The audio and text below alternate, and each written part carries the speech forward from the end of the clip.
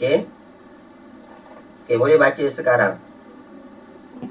Masa silam merupakan ren, ren, Rentetan. rentetan peristiwa yang telah berlaku.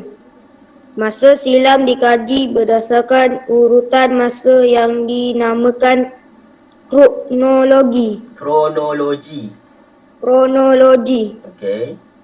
Kronologi juga merujuk kepada rentetan peristiwa yang berlaku secara teratur mengikut urutan masa dari awal hingga yang terakhir dan bergerak mengikut satu garisan lurus. Okey, terima kasih. Siapa nama? Muhammad Nazrin Shah bin Samiran. Okey, Muhammad Nazrin Shah. Okey, ni anak Wak Sabiran ke? Edred Okey, cikgu kenal ayah awak. Mesti ayah awak kenal cikgu, Cikgu Azam. Cikgu selalu ambil minyak hitam buat lain padang dengan ayah awak lah. Okey, so ni anak Wak Samiran. Cikgu kenal. Okey, terima kasih. Alright, kemudian sambung. Cikgu nak minta Kasih Amira. Okey, Kasih Amira sambung. Boleh buka mikrofon awak dan juga kamera awak.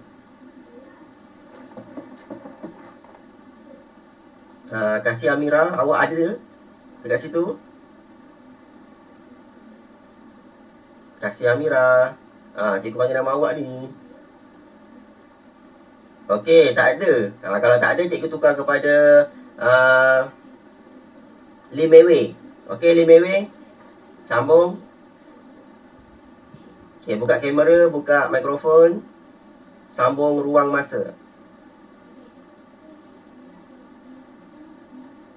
Lee Mei. Cikgu nak panggil. Okey, boleh buka kamera, buka mikrofon, sambung. Yang cikgu tunjuk ni.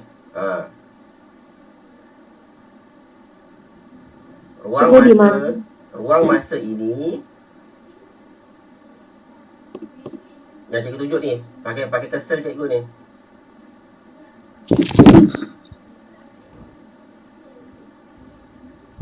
Okey, sambung. Di Mewe. Itu saya tak nampak. Tak nampak? Ruang masa ini dapat dibahagikan kepada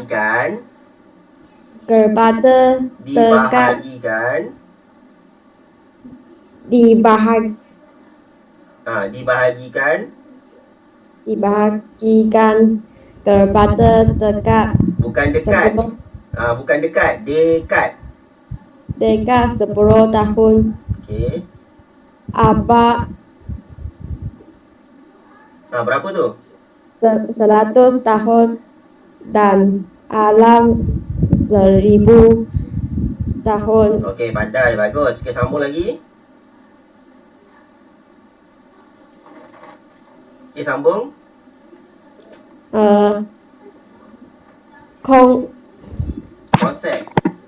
Konsep masa juga boleh diukur mengikut zaman seperti sebelum Masihi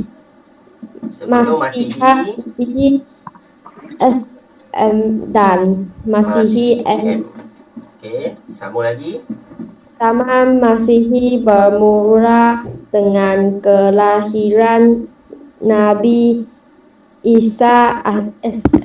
Alaihi salam. Okey, tak apa Okey, terima kasih Lee Mei. Bagus Surati yang lain pun cikgu kami tak baca Okey, untuk yang ini masa silam merupakan rentetan peristiwa. Maksudnya benda-benda yang benar-benar berlaku mengikut jangka masa yang telah ditetapkan. Untuk yang ini awak kena ingat 3 perkara yang penting. Ini mungkin dalam keluar peperiksaan masa yang diukur dalam ruang sejarah. Contohnya yang pertama dekad. Bukan dekat tau, dekad. Dekad itu berapa tahun kelas?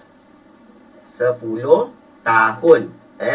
Dekad itu adalah 10 tahun. Kemudian abad. Abad berapa tahun? Abad 100 tahun. Kemudian lagi satu, alaf. Alaf itu kita panggil sebagai 1000 tahun. So awak kena ingat tu. Dekad, abad, alaf. So kita tengok kat sini, gambar raja kat sini, raja garis masa. Dekad 0 hingga 10 tahun. Maksudnya Masihi ni 10 tahun lah. Kemudian abad 0 hingga 100 Masihi, iaitu 100 tahun. Kita panggil sebagai abad. Dan yang terakhir adalah alaf. Alaf 0 hingga 1000 tahun. So faham Okay. So ruang dalam sejarah ini adalah mendorong sejarawan untuk membahagikan penulisan mereka. So nanti kalau kita baca dalam buku-buku sejarah, contohnya awak baca dalam buku teks ke dan sebagainya, ada masa-masa ini yang dimasukkan. Contohnya, okay, cikgu nak tanya Li Wei Er. Okay, Li Wei Er dengar tak? Li Wei Er? Okey, cikgu nak tanya, dalam sejarah Malaysia, berikan cikgu tarikh kemerdekaan negara Malaysia.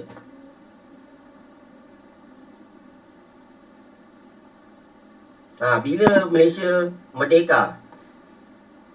19. 19, are you sure? Bulan Ogos.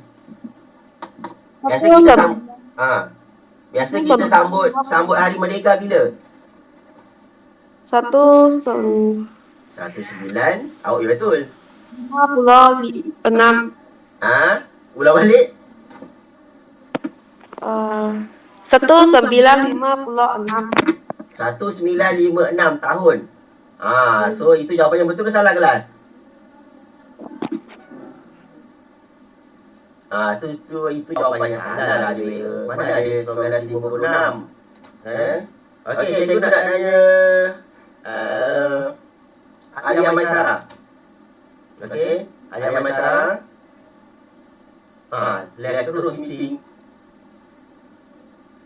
Alia Maisara. Okey, alright. Okey, bilakah tarikh?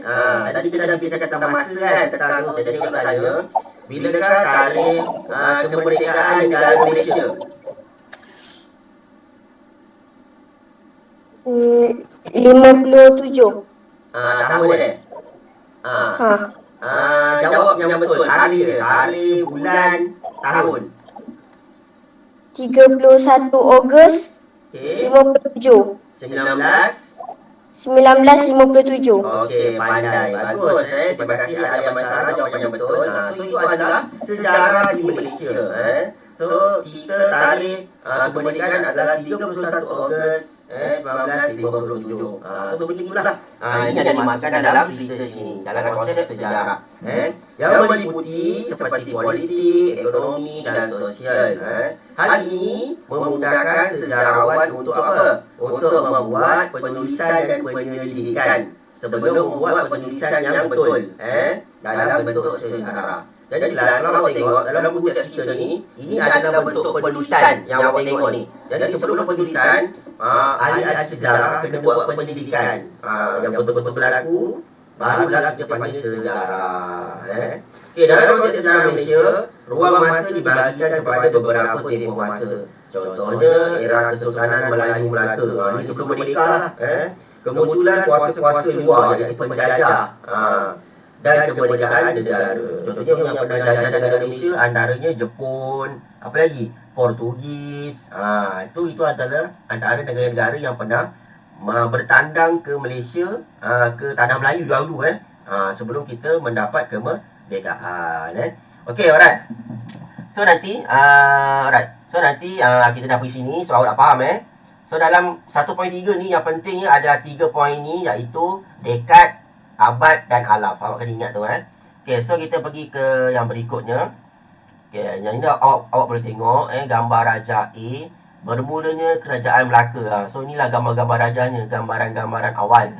Kemudian pengisytiharaan. Kemudian pengisytiharaan Malaysia. Sumber daripada mana? Arkib Negara Malaysia. Kemudian pendudukan Jepun di Tanah Melayu. Ini antara penjajah yang pernah datang ke negara kita. Kemudian kedatangan Portugis ke Melaka. So ni gambar-gambar ni lah awak boleh tengok. Okey, kemudian kita masuk 1.4. 1.4. Okey, sebelum tu cikgu nak tanya, boleh tak cikgu teruskan? Boleh? Okey, so cikgu tak terlalu laju kan? Awak faham kan?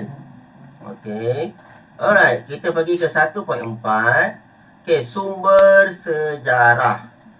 Berikut adalah sumber sejarah yang boleh kita bahagikan kepada dua yang utama, iaitu sumber primer dan juga sumber sekunder. Jadi, sumber sejarah yang pertama kita kenali sebagai sumber primer. Sumber primer ni iaitu sumber yang kita belum olah lagi, dia asli, ataupun yang belum diterbitkan. Kemudian sifat nombor 2 tu, ia bersifat asli dan juga ia belum ditafsirkan. So itu adalah sumber primer maksud dia. Kita tengok contoh-contoh sumber primer. Yang pertama fosil. Kemudian yang kedua artifak. Kemudian yang ketiga bukan artifak. Yang keempat batu bersurat. Batu bersurat tau, bukan batu nisan. Batu bersurat. Semalam kelas 1 Ungku Aziz. Cikgu ada kelas sejarah juga semalam. Cikgu dah cover topik ni lah. So bila akhir kelas nanti, cikgu buat macam soal jawab. Cikgu tanya apakah sumber sejarah primer. Ada seorang kawan awak tu, dia jawab batu nisan. Batu nisan tu untuk apa kelas? Batu nisan tu biasanya kita gunakan untuk orang yang nak meninggal, bukan sumber primer. So batu nisan tu bukan jawapannya. Jawapannya adalah batu bersurat.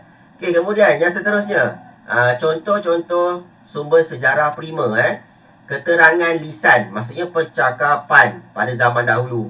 Yang lain dokumen rasmi, manuskrip, fail rasmi jabatan. Ni mungkin zaman dulu tak ada, zaman sekarang dah ada. Okey, kemudian surat peribadi dan juga diary. Diary ni awak faham lah. So ini adalah contoh-contoh sumber primer yang boleh kita ambil sebagai sumber sejarah yang pertama. Maksudnya sumber-sumber ini belum diolah, ia adalah sifat asli. Tapi kalau contohnya fail rasmi jabatan, surat peribadi ni, ini zaman dahulu tak ada.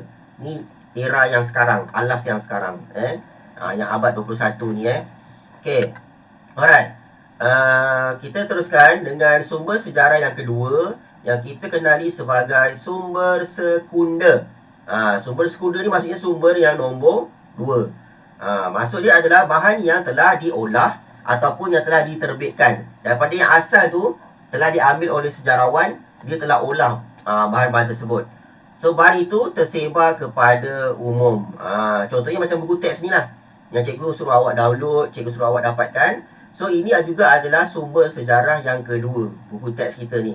Sebab apa? Sebab bahan ini telah tersebar kepada umum. Okey, contohnya, buku. Cikgu dah sebut tadi kan, buku teks. Ini adalah sumber sejarah yang kedua. Kemudian akhbar. Akhbar. Contohnya apa? Akhbar apa yang awak tahu dekat Malaysia ni?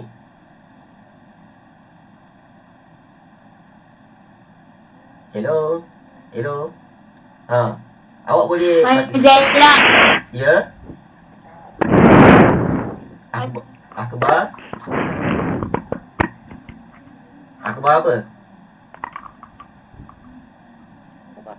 Contohnya macam dekat Malaysia, ada akhbar apa? Akhbar berita harian, ada akhbar metro, ada akhbar apa lagi? Sinar harian kan.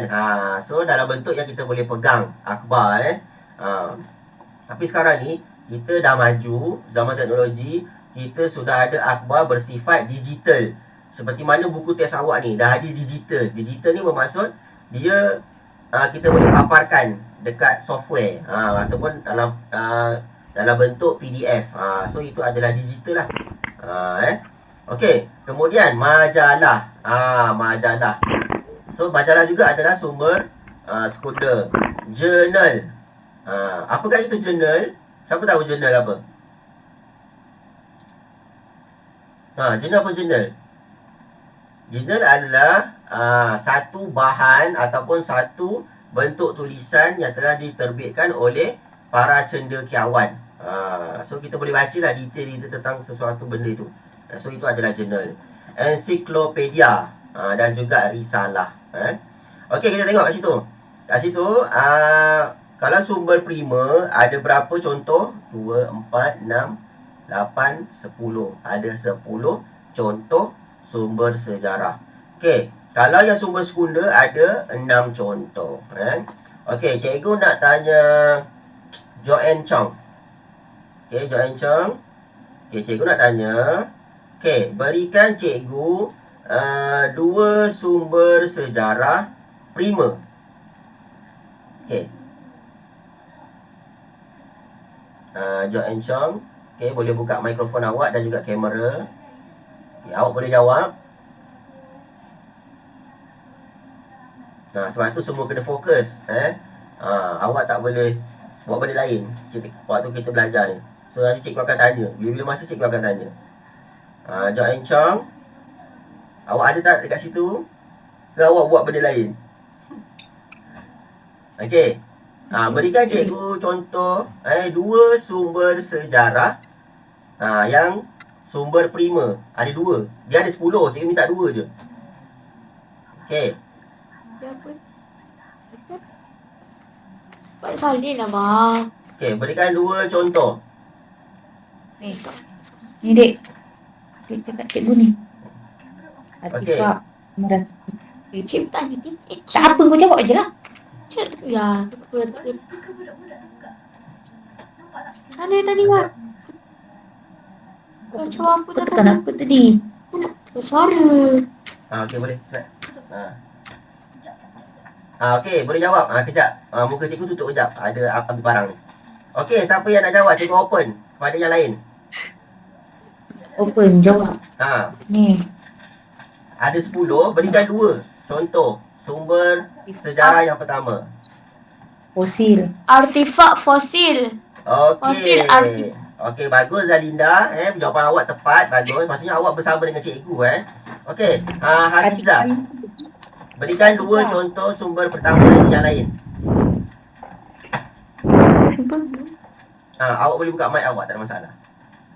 Ni kat sini ada banyak ni, awak sebutkan je lah. Cikgu sumber apa? Cikgu nak minta 2 contoh sumber sejarah pertama, prima. Saya etik. Dokumen rasmi. Okey, lagi satu. Manuskrip. Okey, bagus. Good. Jawapan yang tepat. Supaya apa? Nanti awak boleh ingat apa yang kita bincangkan dalam kelas. Okey, yang lain cikgu harap awak boleh participate juga untuk cikgu soal jawab. Okey, alright. Okey, kemudian cikgu nak tanya Ching Ting Tan. Okey. Ching Ting Tan. Okey, alright. Cikgu nak tanya, berikan cikgu 2 contoh sumber sejarah sekunder. Okey. Ada 6 tu. Berikan cikgu 2 contoh sumber sejarah yang sekunder. Ching Ting Tan. Ni ada ke tak ada ni? Ke orang ni dia ada kat sini? Cikgu saya etik. Okey. Cikgu tukar. Amin Muzaffar Hussein. Okey, Amin.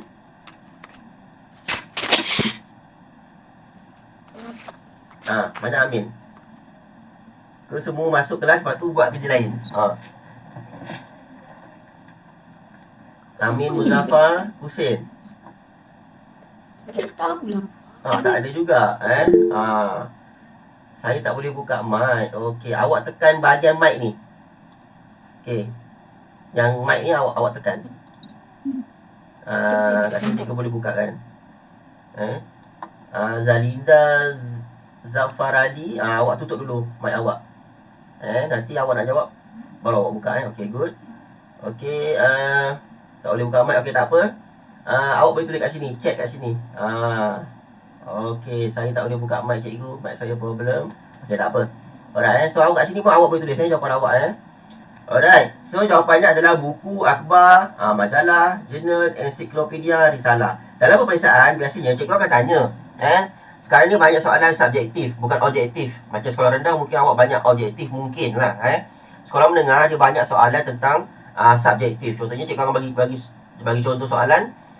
Berikan 4 sumber sejarah sekunder. So nanti awak kena jawab jawapan ni lah. Antara 6 tu pilih 4. Awak boleh tulis. Okey, kita pergi ke bawah sedikit. Kita tengok maksud-maksud yang telah diberikan di sini. Okey, artifak. Okey, artifak cikgu nak minta Siti Hakizah baca artifak ni. Maksud dia. Okey, boleh buka mikrofon awak.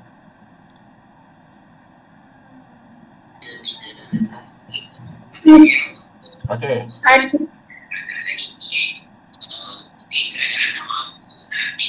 Artifak merupakan peralatan ciptaan manusia yang digunakan untuk perburuan, pertanian dan perdagangan. Okey. Peralatan ini diperbuat daripada batu, kaca dan logam. Okey. Penemuan artifak loceng gagasan di kampung Gangsa bukan gagasan.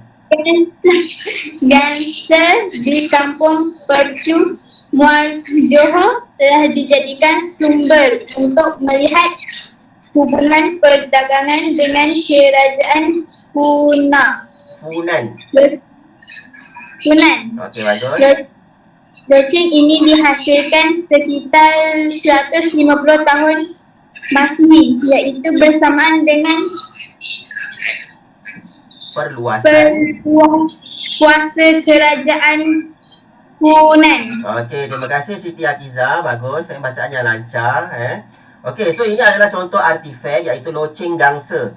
So awak kena tahu, artifak ni adalah bahan untuk buat 3 benda ni. Yang pertama, perburuan. Perburuan ni untuk maksudnya nak mencari makan lah, haiwan lah. Pertanian dan juga perdagangan. So kita panggil sebagai artifak. So ini adalah sumber yang pertama tau, artifak ni. So ia diperbuat daripada batu, kaca dan logam. Yang bawah ni adalah contohnya, iaitu loceng gangsa. Banyak lagi artifak yang ada di negara kita yang sebelum ini. Alright. So kita pergi ke bawah ni, bahan artifak. Kita pergi ke bukan artifak pula, bukan artifak. Okay, cikgu nak minta Jasmizal Afli. Okey, baca bukan artifak. Bukan artifak merupakan data arkeologi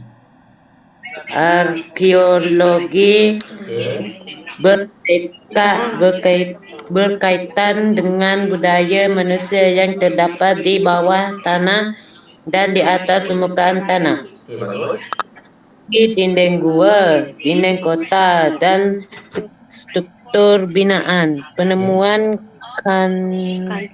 candi lembah bujang candi. Sumber kajian bagi okey, kejap. Ulang balik. Penemuan candi.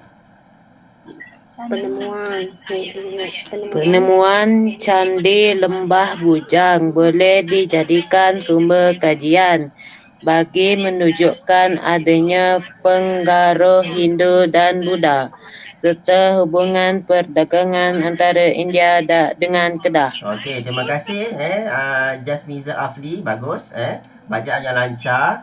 Okey, so ini adalah bukan artifak. Kalau artifak tu, awak ingat ni, 2 benda ni. Kalau artifak ni benda yang digunakan. Tapi kalau bukan artifak ni benda paparan. Contohnya macam kita masukkan tadi, barang-barang ataupun perkara yang dipamerkan di binaan. Contohnya macam gambar, kat situ contohnya, kat sini kau ni. Merupakan data arkeologi berkaitan tentang budaya manusia sesuatu tempat tersebut. Seperti dinding gua, dinding kota dan struktur binaan. So kalau awak tengok binaan-binaan tu, dia mempamerkan budaya sesebuah tempat tersebut. Contohnya kalau orang Cina beragama Buddha, nanti awak boleh tengok dia punya tempat sembahyang dia bentuk pagoda dia. So itu adalah data-data bukan artifak yang berkaitan tentang binaan. Kalau pengaruh Hindu untuk apa? Untuk orang apa? Untuk orang India. Kalau orang Islam apa? Kita punya imej budaya dan juga agama. Masjid ataupun surau. So bila ada pameran-pameran begitu ataupun binaan-binaan begitu, pada masa yang sama kita klasifikasikan dia sebagai barang bukan artifak. Bukan artifak ni masuk dalam sumber sejarah yang keberapa? Sumber sejarah yang prima. Okey, kemudian kita pergi ke bawah sedikit. Mana? Okey, alright. Okey, ensiklopedia. Okey, ensiklopedia merupakan, yang cikgu terangkan ensiklopedia merupakan satu daripada sumber sekunder. Kita tengok. Okey, betul. Sumber sekunder.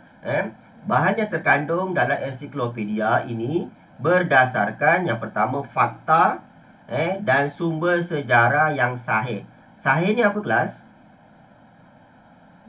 Sahih ni apa? Sahih ni adalah data-data sejarah yang betul ataupun yang tulen, ataupun dalam bahasa Inggeris kita panggil yang autentik, yang tulen. Okey, contohnya The Encyclopedia of Malaysia yang mengandungi beberapa tema seperti sejarah awal, sejarah moden awal, architecture, laut dan juga tumbuh-tumbuhan. Okey. Alright. Sebelum kita teruskan, awak ada soalan tak tentang ensiklopedia ni? Okey, kalau awak tak ada soalan, maksudnya awak faham lah. Okey, alright. So hari ni cikgu tak bercadang nak sambungkan ke bab yang seterusnya. Kita sentuh dua subtopik ni. Yang pertama kita sentuh tentang masa silam dan ruang dalam sejarah. Kemudian yang kedua kita pergi ke sumber-sumber sejarah. Sebab dalam bab 1 ni soalan yang popular keluar dalam peperiksaan yang awak perlu tahu adalah sumber sejarah ni dan juga ni masa silam yang 3 poin ni. Jadi nanti lepas ni tugasan untuk hari ni awak sambung nota yang tempoh hari, buat sambung, boleh sambung tak ada masalah. Kalau awak buat dekat muka surat baru, jangan lupa tarikh hari ni hari Selasa 26 hari bulan Januari. Awak sambung, awak tulis kat sini tajuk yang baru, masa silam dan ruang dalam sejarah. Cikgu nak awak lukis gambar rajah ni. Kemudian kat bawah tu awak tulis dekad bersamaan 10 tahun, abad bersamaan 100 tahun, alaf bersamaan 1000 tahun. Itu saja. Awak tak perlu salin banyak ni. Awak hanya tulis itu saja. Okey. Dapat Itu yang pertama. Okey, kemudian yang kedua, nota yang awak perlu tahu dan awak perlu buat adalah sumber sejarah. Kat sini ada dua sumber sejarah. Cikgu nak awak dapatkan ni informasi yang ini. Maksud sumber sejarah dan juga contoh dia.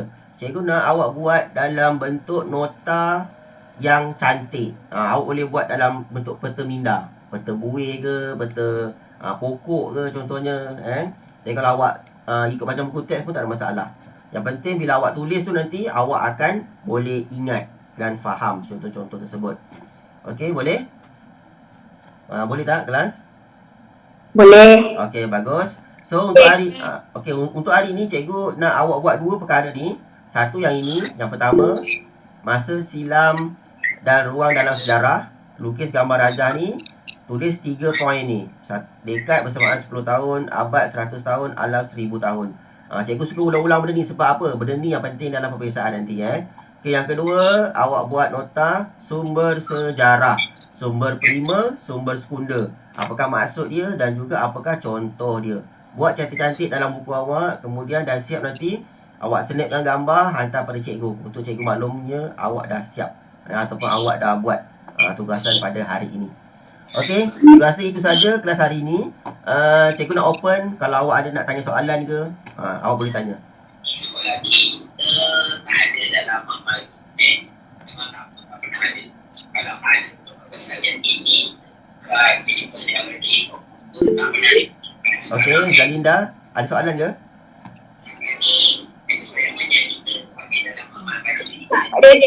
Okey, tak ada. Yang Siti Akizah macam ada tengah bercakap ni. Awak ada nak tanya soalan ke? Tak ada. Oh, tak ada. Okey, so tu mungkin kelas lain Okey. Alright.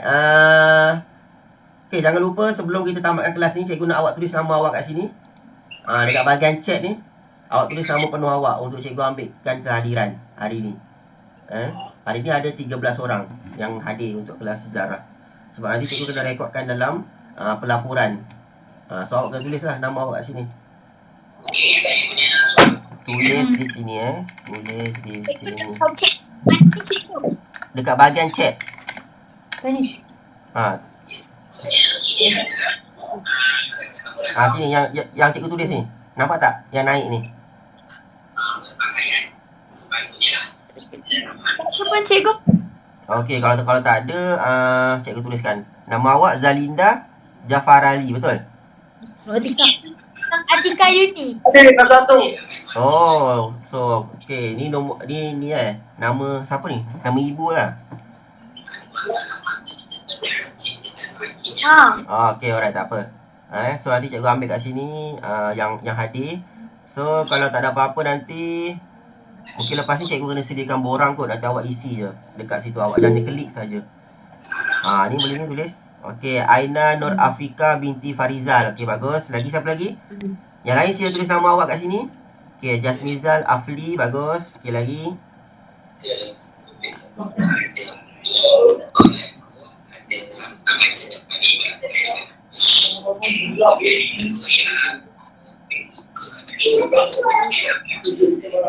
Okey, bagus. Nur Atika Ayuni binti Saharudin. Alright. Okey, yang dah tulis nama awak boleh left group dan juga awak boleh terus buat nota yang telah cikgu berikan ni. Ada baki lagi 10 minit. Terima kasih cikgu. Okey, sama-sama. Terima kasih cikgu. Sama-sama. Kata cikgu. Sama-sama. Tulis nama yang nak left ni. Okey. Okey, bagus. Haizul Hafiz. Alright. Terima kasih cikgu. Sama-sama. Di WA tulis nama. Di Mewe. Li Mewe tulis nama. Ching Ting Tan tulis nama. Cikgu, Ya, saya. di mana tulis? Tak apa, cikgu tuliskan. Di WA. Alright, dah. Okey dah. Cikgu dah tuliskan dah di WA. Terima kasih cikgu. Sama-sama.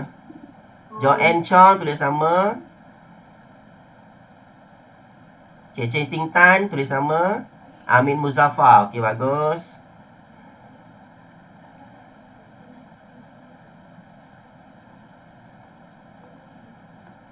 Okey, Joanne Chong. Ching Ting Tan.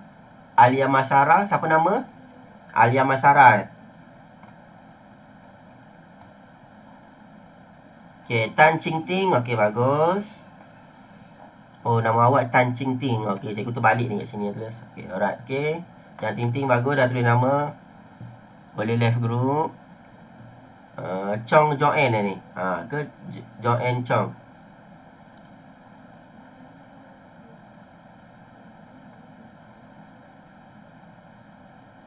Okey, alright. Chanting Earn. Okey, bagus. Alia Maisara. Okey. Alia Maisara. Okey, alright. Okey, itu saja kelas 10 untuk hari ini. Jangan lupa tugasan cikgu berikan. So nanti dah siap, snap gambar hantar ke cikgu untuk cikgu semak Okey, itu saja untuk hari ini. Assalamualaikum dan awak jaga diri baik-baik. Okey, bye. Okey, bye.